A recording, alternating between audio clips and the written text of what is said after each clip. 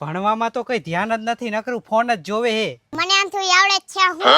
જો નહીં આવડે ને તો મૂર્ખો બનવું પડશે, બરોબર? હા 2 + 2 બરાબર કેટલા થાય?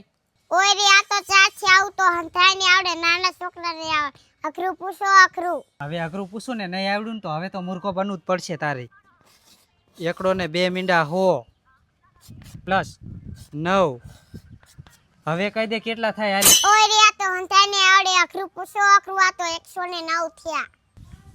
109 આવડી ગયા. હવે જો હવે અઘરું પૂછું ને એ તો આવડશે જ નહીં, મૂર્ખો બનવા તૈયાર થઈ જાય જી.